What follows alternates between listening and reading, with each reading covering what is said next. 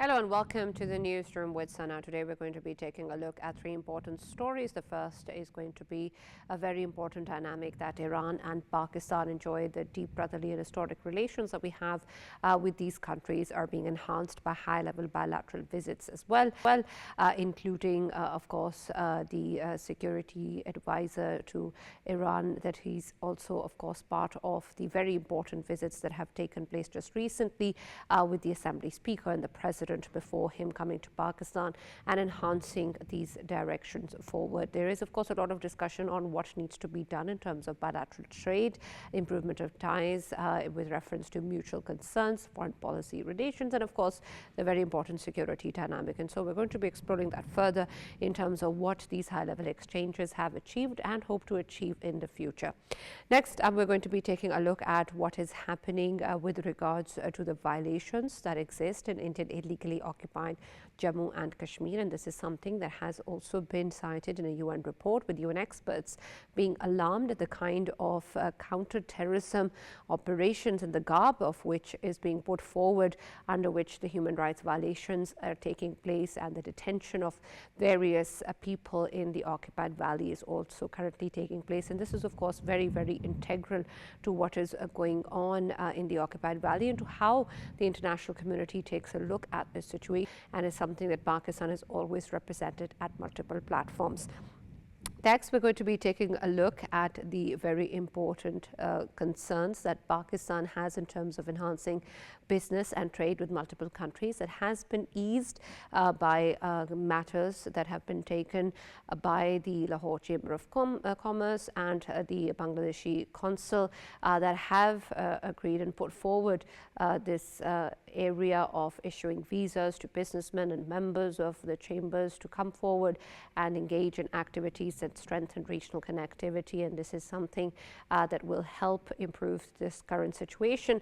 And of course, also the direct flights between Karachi and Dhaka are also going to be helping this current situation. And so we're going to take a look at what that means, what these measures are going to bring about, and what sort of enhancements can be done by both Pakistan and Bangladesh.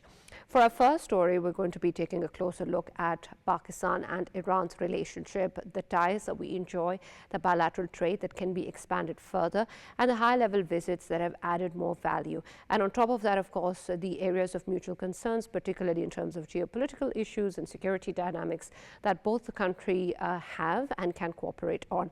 For that, of course, we have Iran's Secretary of the Supreme National Security Council, who is visiting Pakistan, Mr. Ali Larijani, and we spoke to him earlier today at the Iranian embassy about what really he thinks can happen in terms of the security dynamics and the very important presence of terrorist threats and safe havens in Afghanistan, what cooperation mechanism can exist there, how trade and bilateral ties can improve, and what in the larger sense can be seen between Iran and Pakistan. Let's hear what he had to say.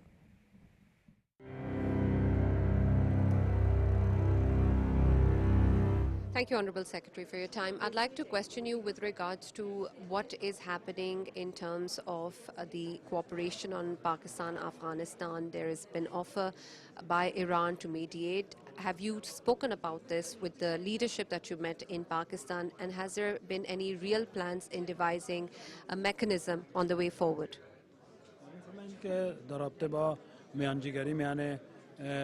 پاکستان و افغانستان توسط جمهوری اسلامی ایران در واقع صحبت داشته ایم چگونه در واقع در رابطه با این موضوع پیشرفت خواهد شد و چگونه اقدامات بعدی در این رابطه انجام میگیره. ما اصل کلیش رو به دوستان پاکستان واگذار کردیم که هر جوری که خودشون مصلحت میدونن ما فعال بشیم برای حل این مسئله. So we have left this subject overall to our Pakistani brothers as they wish. We have the readiness to move it forward. این بستگی داره که خودشون هر فکری میکنن که ما نقشی برای حل موضوع داشته باشیم به ما بگن ما برای مردم پاکستان انجام میدیم. So it depends upon them, and if you think that we can play a role to resolve the issue, So we have expressed our readiness. Right. One more question, just with regards to trade and investment, the recent visit by the Iranian president also and statements coming in from Iran have spoken about how to increase bilateral trade and investment, including, of course, in railway networks and the pipeline projects. What real ways do you see this happening and the timeline, especially, in which these can be executed? मी फरमाएं कि दरअसल तिजारत व सरमाया गुजारी अखीरन म्यान पाकिस्तान व जमहूरी इस्लामी Iran दरवाक़े मुज़ाकरात इंजाम गिरफ्ते است و दरवाक़े چه ज़मानबंदी برای اجرای این گفتگوها و عملی نمودن و مستمر ساختن این گفتگوها انجام شده است. شروع شده این کارها الان، یعنی همکاری ها و توسعه روابط تجاری بین کشور مرتب در حال رشد هست. So the work has been started on promoting the trade and economic ties between the two countries, and it's moving forward. و بعد از سفر آقای رئیس جمهور هم ایشون دستور دادن سطح روابط تجاری در حوزه کشاورزی بین دو کشور ارتقا پیدا کنه. And after the visit of Honorable President of Iran and after issuing of directions by the Honorable President, the two countries they are working on the promotion of trade ties in terms of the agriculture products. ما در مذاکراتمون هم راههای دیگری که میتونه سطح روابط به 10 میلیارد دلار برسونه مطرح کردیم و مذاکره کردیم. And also we have put up some other options that can boost their relationship up to the $10 billion, and we have discussed on these mechanisms. انشاءالله دنبال میکنیم که محقق بشه. So inshallah we will follow it up so we can materialize it.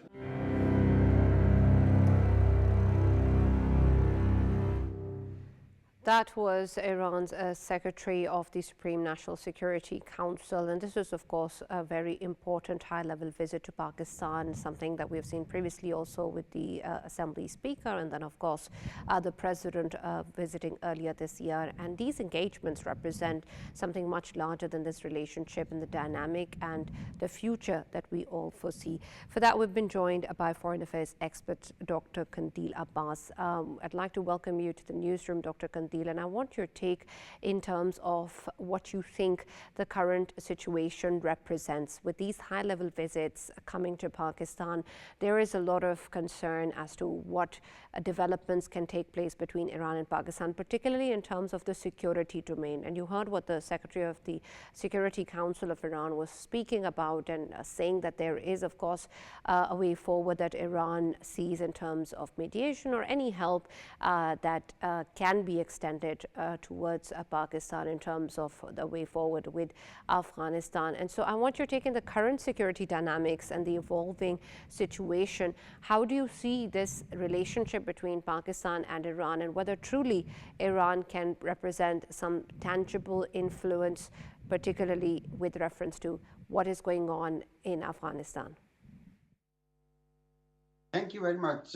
Keeping in view evolving geopolitical situation on regional and international levels, relations between Pakistan and Iran are becoming very, very important, because during last few months we have very high level visits between two countries. First, President Pezeshkian visited Pakistan, and then Bakir Kalibaf, Speaker Iranian Parliament, visited Pakistan, and now top security official Ali Larijani is in Islamabad, and this is showing that there are a certain concern between Pakistan and Iran, that they are getting more and more closer to each other. And this closeness once again started after last two wars in South Asia and West Asia, because during the Israeli attack on Iran, it was a very firm and clear stance from Pakistani side that Pakistan supported any foreign aggression against Iran. And similarly, during the Indian aggression on Pakistan, Iran supported Pakistan's point of view. And particularly keeping in view the close coordination between Netanyahu and Modi, that has provided foundation and base for closeness of Pakistan and Iran. And particularly in present era when we are having very tense relations with the Taliban of Afghanistan, and Pakistan's importance in Middle East is growing and emerging, and particularly after Pakistan's defense pact signing with Kingdom of Saudi Arabia, now Pakistan is becoming one of the major regional actor both in South Asia and West Asia, Middle East. So in this scenario, I believe this visit is very important, and keeping in view 909-kilometer common border with Iran, now there are certain opportunities for both the countries to enhance their relations from just emotional levels to practical levels. Right, and Dr. Qandil, these are important aspects that we all want to see develop further as well. But my question remains in terms of what influence you think Iran has over the Afghan Taliban regime. Of course, they have cordial relations with Afghanistan, but in terms of what we have seen Turkey and Qatar engage in and make efforts towards without breakthrough, what really can Iran put on the table or influence over the Afghan Taliban regime that will result in a different outcome? Is there any leverage or anything different that you think Iran can do in this matter? First of all, we need to understand that Taliban regime is not yet recognized by the regional countries and international levels because they have not been able to fulfill the promises they committed in Doha Accord, and particularly after that, still Afghan soil is being utilized by extremist and terrorist groups against neighboring countries, particularly against Pakistan, and there are certain Pakistan has provided certain evidences to international community and regional countries that the Afghan soil is being utilized against Pakistan and some other neighboring countries. So in this regard, when they are having tense relations with Pakistan and they are not ready to accept the role of mediator, I mean Qatar and Turkey even, because Pakistan has provided its evidences to mediators. But despite all those evidences, they are not ready to accept, and they are not ready to give the guarantee to not to support terrorist groups. Now Pakistan started to pressurize Taliban, and all the borders are closed with Afghanistan, and they are seeking support from other countries. Taliban are seeking support from Central Asian countries and Iran. And now Iran can put pressure on Taliban that if they want to have their presence in this region, they need to be very peaceful in this region. And for that purpose, Iran can play a very effective role because Iran is understanding Pakistan's concern, and they have very close ties with the Taliban leadership, so they can play a very effective role. I believe that in this regard, the role of Iranian will become decisive. Right, and Dr. Qandil, there is of course the ways in which we want to explore political concerns, geopolitical concerns, and of course what is really happening in the international community. And a lot of that is also engaging with the key areas which require attention, including Gaza. And when we talk about the peace plan that was brokered on the 10th of October, there have been numerous violations since, and so real peace in the situation and in Gaza for the Palestinians still remain. And there has been a lot of discussions as part of making that happen to put the ISF on ground. And now, of course, there's lots of discussions on how exactly that's going to be, what the ISF is going to look like, and who all will participate.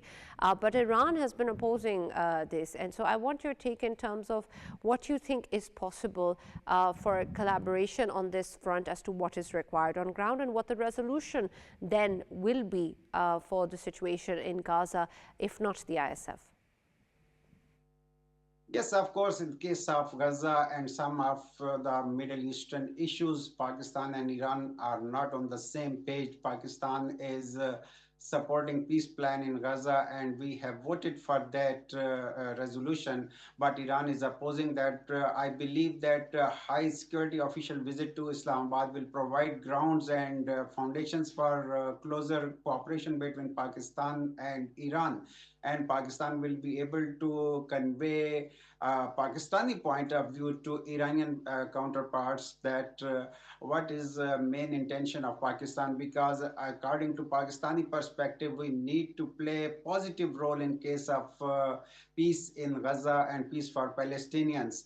And in this regard, I believe that yet we have not pledged, and we have not committed to depute our forces while the United States and some Arab countries are demanding for that. But this time, Pakistan is trying to establish coordination with friendly countries, and this can provide a good foundation for regional cooperation. I believe that now there are certain peace process. There is a certain peace process in the Middle East, and particularly after rapprochement between Saudi Arabia and Iran, a lot of hurdles are removed, and now Pakistan can balance its foreign policy towards Iran on the one hand, and with Arabs on the other hand.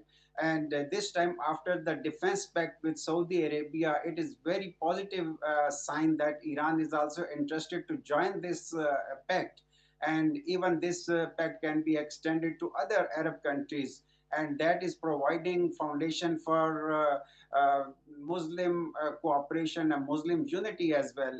And I believe that these kind of visits can provide a very good foundation for close cooperation between Muslim countries, and based on that, we can play a very positive and effective role in to resolve the Gaza crisis.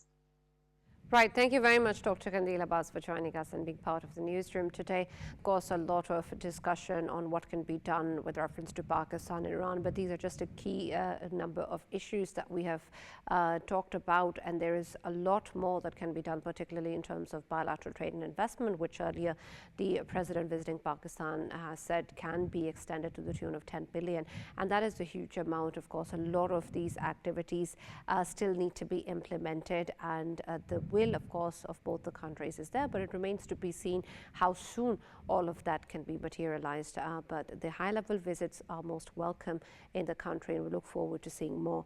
Next, we're going to be taking a look at what is happening in the Indian-occupied Jammu and Kashmir. And of course, Pakistan has put forward a lot of the evidence of such activities taking place, but it is also the UN now speaking up and talking about how the situation has deteriorated, particularly after the April 2025 Pahalgam attack. And we've seen that after that attack, there has been increased activities against humans in the occupied valley, with a lot of violations that are taking place, a lot of abuses that take place, and unlawful detentions that are taking place in the occupied valley under the garb of counterterrorism activities, at which, of course, the UN has raised alarm in a recent report. And this is very, very essential to what the situation is on ground and how the suffering has increased with the kind of ways that we have seen in which these people have been targeted without evidence, without any basis,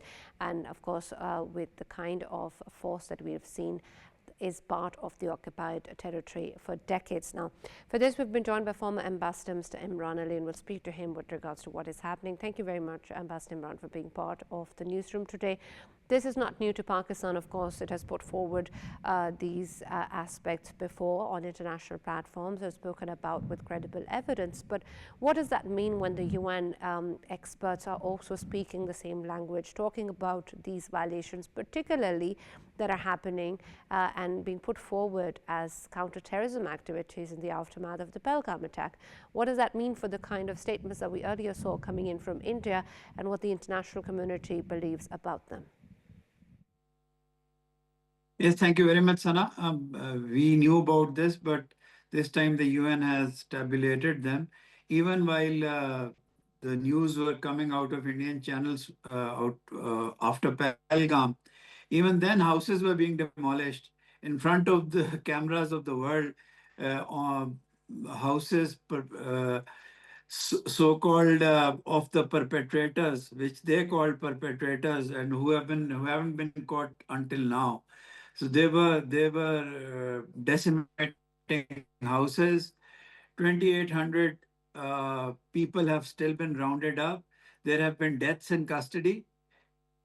Yes, so there have been deaths in custody, there has been torture, it has been tabulated, and then uh, the UN has now told us that two of the foremost human rights activists, one of them Khurram Pervez, who found out the graves, the multiple graves of Kashmiris, they are still in custody. So many of us did not know it. So now he has been in custody for years now. So it's a horrific. It's horrific, absolutely horrific. Absolutely, you're right, Mr. Imran Ali. Of course, it is horrific, and we need that to be understood by the international community too. And so, the UN reports or the UN experts saying something, of course, is adding value to what we've been saying all along. But does that really also reflect in the way forward about the situation? Because this has been continuing for decades. The UN SE resolutions have been there. The UN has spoken about this issue previously as well. But again, every time it boils down to this being resolved by India and Pakistan, and I understand it's a bilateral issue, but in terms of what is currently going on and the kinds of human rights violations that exist, it is a humanitarian issue for the world to recognize as well. Is that not a cause of concern for the UN platforms or the international community enough for them to do something about it? Isn't it their power to do something about it? It's a cause of concern, but one ominous fact is that during the India-Pakistan conflict, the world talked about cross-border terrorism. The world talked about nuclear Armageddons. The world talked about conventional versus nuclear forces, air force versus others, and the people of Kashmir, the Kashmiris, were lost in the noise. So this report has come out. Otherwise, whenever the world talks about this conflict, Kashmiris are forgotten. It's actually during the current attacks, the current Delhi explosions, that New Delhi has itself come out with this ominous sign that Kashmiri doctors, as a whole group, were, according to the Indians, quote unquote, radicalized. They were not radicalized. They have been suffering inhuman treatment. And if the Indians are right, and if this is not another cock and bull story to target Kashmiris more or to target Kashmiri doctors, you can expect anything from the Indian state. But even if the Indian narrative is true, why have an educated group such as the doctors done this? If it's true, because Sana, after 5th August, about 30,000 Kashmiris were picked up, youngsters were picked up and taken to various parts of Indian jails. The world doesn't know how many of them have come back to their parents. When the Indian media, especially even responsible people like Rajdeep Sardesai, were going around in Srinagar and talking to Indians, there was fear in their eyes. And the Indian state wanted the world to believe that because tourism, so-called, had increased, so therefore the Kashmir issue was resolved. So this is ongoing, and I think the world needs to take notice of this, and Pakistan, I think, needs to tell this to the world, to tell this to the Iranians when they talk to us, to tell this to the Saudi Arabians when they talk to us, that for us, other than Gaza, this is our Gaza. This is these Kashmiris. They live in Pakistan. They straddle both the countries. We care about them. So it's not just an India versus Pakistan issue. It's a Kashmiri issue. I think we also need to redraft our talking points on this. Absolutely. Thank you very much, Mr. Imran Ali, for joining us and being a part of the newsroom. We were joined by Senior Leader APHC, Mr. Altaf, Hussain, Wani. Thank you for joining us, Wani Saab, in the newsroom. I want your take on the recent UN report that has spoken about the violations that exist, particularly after the Belgaum attack. And I understand that the suffering has been going on long before that too, and there have been draconian laws and measures taken with impunity in the occupied valley. But when we talk about what is going on in terms of these targeted targeted actions that are taking place, not just with Kashmiris inside the occupied territory, but also outside of that in different states of India. There's been targeted action that taken after the recent blast in New Delhi as well. So your take on what really is different when we see the UN speaking about it now, and whether that gives any hope to the people in Kashmir that there can be a way forward. Thank you, Sana, for having me. As far as this report is concerned, it's not the first communication to the government of India. There have been many communications to government of India. And in this communication also, the UN special rapporteurs have reminded the government of India about the communication sent to earlier about the happenings in Kashmir, about the human rights violation of different types happening in Kashmir, and also the misuse of terror laws by the Indian authorities in Kashmir, causing collateral damage and also a collective punishment to the people of Kashmir for the crimes they have not done. So this report this communication has also made it clear in terms of that UN special rapporteurs, their mandate, whatever their mandate is, they are trying to do. We should not confuse ourselves that they can do anything more than this. Their work is to report, to suggest, and to recommend the corrective measures to the governments to improve their human rights situation. So they are doing it. And unfortunately, India is one of the governments around the globe, one of the states which never has taken serious the United Nations system. Although they pay a lip service to that they are the biggest democracy, they have their own secular constitution, and they have the laws to corrective measures they can do within. But unfortunately, what they are doing, the international community, especially the human rights fraternity around the globe, has been critical of it. India has been always criticized for this. But when we see the current series of things happening in now, what happened in the Agra after that, also it was a written script that the Kashmiri doctors, there's a white collar terror network of Kashmiri doctors has been exposed. And then on the next few days, we saw a Redford blast, and then implicating one of the doctors in that. He was found, and it was a false flag operation. I always say this was done by the Indian agency. The doctor was already arrested, and it has been done over there. And that's why they could not blame anybody else. They tried to find the links in Kashmir and so on and so forth to terrorize Kashmiris, to terrorize Kashmiris in India. We have seen also in past, whenever anything is happening in India or in anywhere, then the Kashmiris are being terrorized, be the Kashmiri doctors, students, or the Kashmiri businessmen. Not only in India, you talked about that, not only in Kashmir, but in India also, but also extraterritorial, what India is doing to the Kashmiris and what India has been doing in different parts of the world. India has been responsible for extraterritorial this terrorism also. But unfortunate enough is this, that in this, the governments, the political governments around the globe, they have paid only a lip service to the human rights. They just show concerns, they don't condemn. And that not condemning the India, not criticizing them, just showing the concern is not enough. If anybody comes forward to condemn the Indian human rights records and asks the India will have to pay for it, then I think the India will stop these. Otherwise, Indian government, led by the fascist RSS people, has become arrogant enough. Already it was arrogant, but it has now become arrogant enough. They don't listen to any advice, external advice. I think if this thing persists, then there will be another, there can be many more incidents around. We should not forget that international thinkers, writers have always wrote after Pahalgam and even after this Radford blast that it is because of the Kashmir issue. Even if Kashmir is not resolved,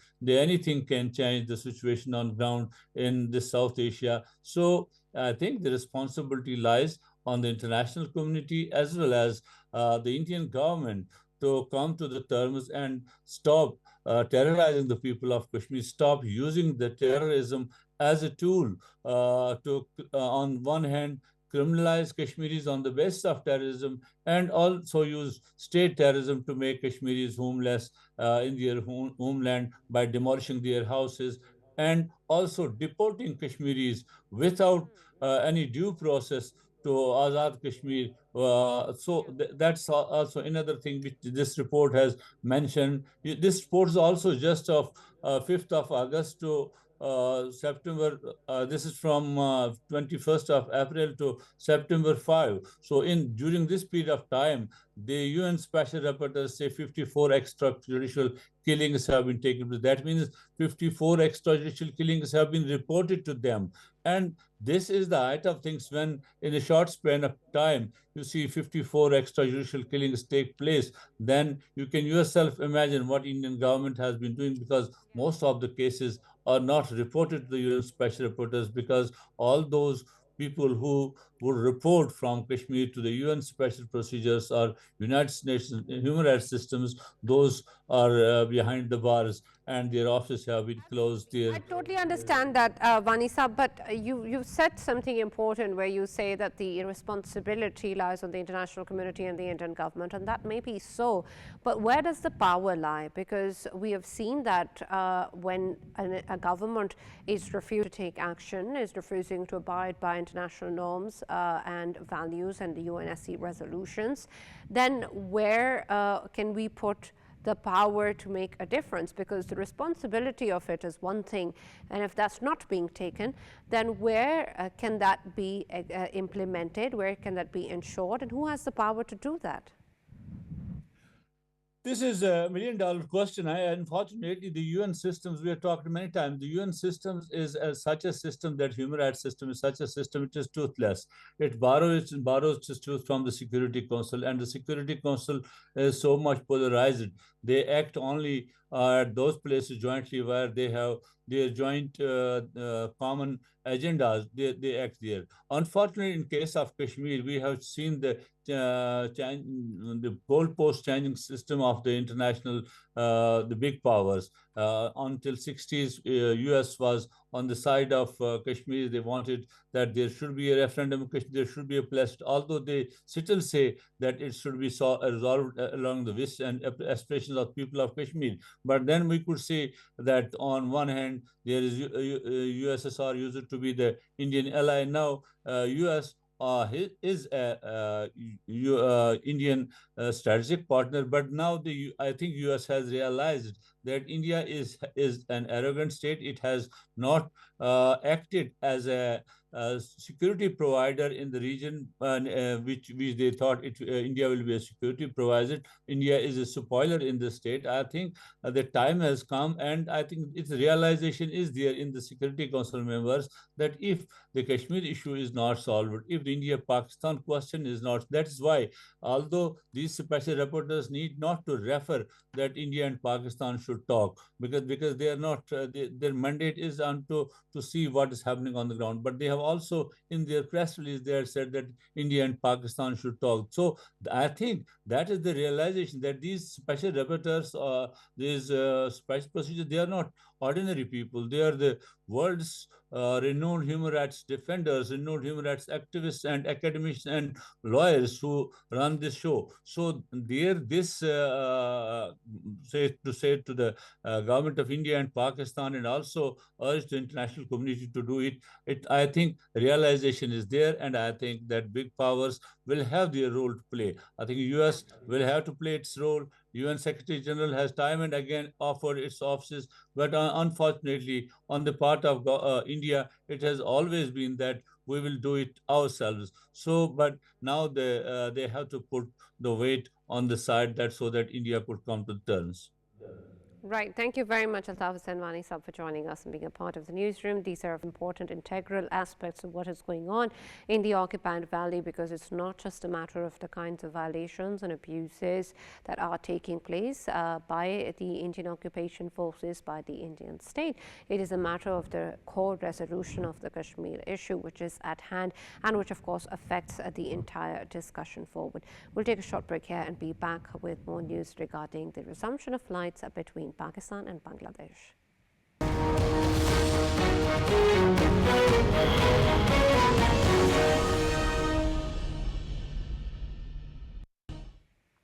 Welcome back to the newsroom with Sana. We're now going to be taking a look at what is happening between Pakistan and Bangladesh, with good news coming in of the resumption of direct flights between Karachi and Dhaka, and also facilitation in the visa process, which has been narrowed down to just 3 to 4 days for a businessman in Pakistan. And this is something that has been put forward previously by the Lahore Chamber of Commerce and Industries and the Bangladeshi consulate in Lahore. This is essential, of course, in order to facilitate more business-to-business engagements, facilitations among different partnerships, and of course creates avenues for people to exchange ideas, to trade, and to, of course, collaborate further a number of occasions with regards to trade and investment, and also knowledge sharing. And this is integral also to the relationship that Pakistan enjoys with Bangladesh. To speak more on this development and what exactly is going to be the mechanism of it, we've been joined by former president of Lahore Chamber of Commerce and Industry, Mian Abuzar. Thank you very much, Mr. Abuzar, for being part of the show.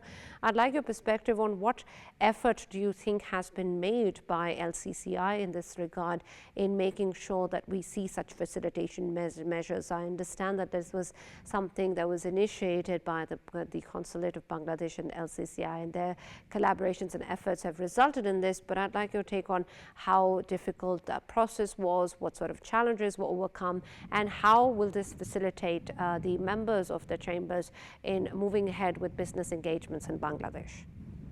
Month ago, we discussed about many matters. FTA, we discuss about garments, we discuss about thread, we discuss about fruit, vegetable, different items. Okay, we are interested to export to Bangladesh because 24 years we had together, we spent a very good time. They are Muslim, they are our brother, they are a part of us. We have very keen to work with Bangladesh brothers. So immediately, inshallah, in future, we can start a very good relation with the Bangladesh government. There is a big market for Pakistan and big market for Bangladesh. If we work together, we can save a lot of foreign currency.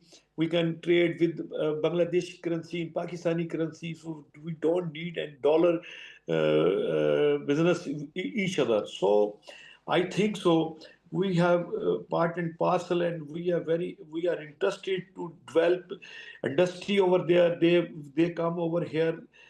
They are very good expertise in, especially in garments industry. That about 37% of working women are working in Bangladesh, and Pakistan is 23%. We have a huge difference especially for women. We are interested to come empower in women, especially because Bangladesh have a good strength about females. So Bangladesh has a very good export, $44 billion export. We have only $32 billion. So if we work together, we can definitely, this is best for us. We work together. I think so. If at Pakistan is per person income is about $1,800. Bangladesh is doing very well, is $2,600 per person. So huge difference, about 30%. Your per person income is better for us. So if we work together, definitely the next role Bangladesh and Pakistan work together is very strong and very tough time for Indian market. There is, of course, the facilitation of the visa process also. Now we see that on the recommendation of the consulate and LCCI, the visa processing time has been reduced, and in just 3 to 4 days, some members will be able to get visa. What does the Lahore Chamber hope to achieve from this visa facilitation process and the recommendations that will be sent on this? We recommend the best businessman for visa recommendation. Already we have a very good a facilitation center for Azerbaijan, for Russian states. I have very good relation over there. We are also very good relation with the African market. So why not we have trade-free agreement and we can work together? No problem. Visa is not a big issue. We can give how many visas you want to a Bangladeshi businessman. We can give the Bangladeshi visa. Multiple visa is very important because for one deal, one visit is nothing. You go up, you can get a very good result. So I think so. We can start the airline, Bangladesh airline, come to Pakistan in Lahore, Karachi, minimum weekly two flights from one flight from Karachi, one flight from Lahore, definitely one flight from Islamabad, same in one Chattagam, one Dhaka. So we can work easily. We can handle and manage it because Thank you very much, Mr. Abuzar, for joining us and being a part of the newsroom today and sharing your views. These are integral steps that are being taken by LCCI and, of course, the government of Pakistan in improving these ties with Bangladesh. And there's a lot that both the countries have to offer to each other in terms of trade and exports of different commodities.